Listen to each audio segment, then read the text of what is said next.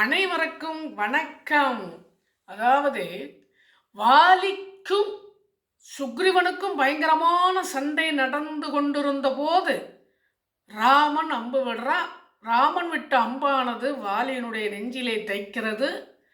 நெஞ்சிலே தைத்த பிறகு மலை சரிவது போல சரிந்து கீழே விழுந்து கையையும் காலையும் அடித்து கொண்டு பல்லையும் நரநரவென்று கடித்து கொண்டு யார் இந்த வேலையை செய்திருப்பார்கள் என்று அவன் யோசனையில் அவர்களா இருக்குமோ, இவர்களா இருக்குமோ, தேவர்களா இருக்குமோ, இப்படி என்று நினைத்து கலங்கி கொண்டிருக்கிற வேளையிலே அந்த அம்பானது ராமன் விட்ட அம்பு என்று தெரிந்த பிறகு மேலும் ரொம்ப கலங்கி போகிறான்.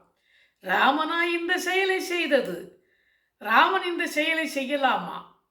ராமன் ஒரு முறை காட்டில் இருந்தபோது அவர் நீர்நிலையில் குளிக்க போகும்போது தன்னுடைய அம்பு அந்த வில்லெல்லாம் எடுத்து கீழே வச்சுட்டு அப்படியே நிறுத்தி வச்சுட்டு போகிறாராம். வந்து பார்த்தா அதுக்கு கீழே ஒரு தவக்கில் இருக்குது. அந்த அம்புக்கு கீழே ஒரு தவக்கில் இருக்குது, வில்லுக்கும் கீழே.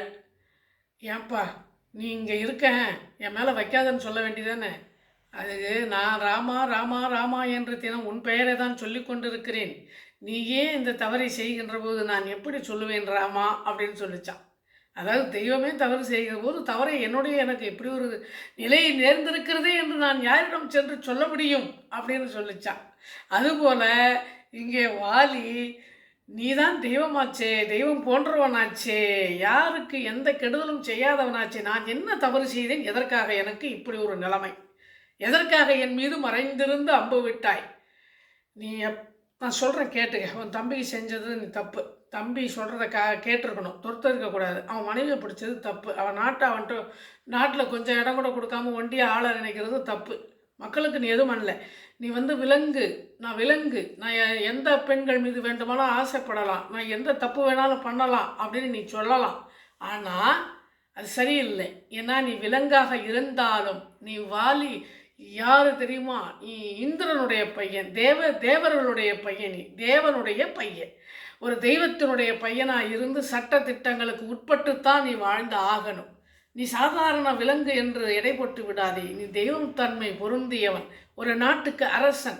அரச நீதி என்ன, தெய்வ நீதி என்ன, மக்களுக்கு செய்ய வேண்டியது என்ன, சகோதர சகோதரிகளுக்கு, மனைவி குழந்தைகளுக்கு, மற்ற பெண்களுக்கு என்னென்னலாம் முறையாக செய்ய வேண்டுமோ அதையெல்லாம் நீ செய்யவில்லையே வாலி.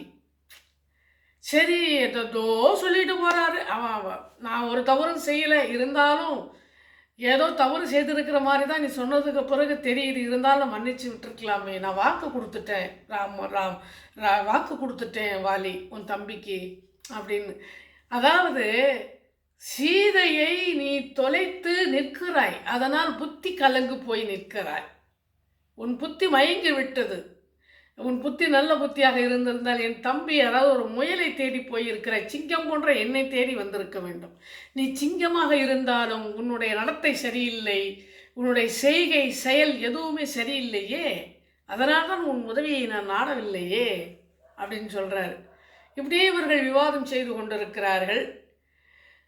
இந்த விவாதத்திற்கு இடையில் என்ன நடக்கிறது, அடுத்து என்ன நடக்கப் போகிறது என்பதை அடுத்த வீடியோவில் பார்ப்போம். நன்றி.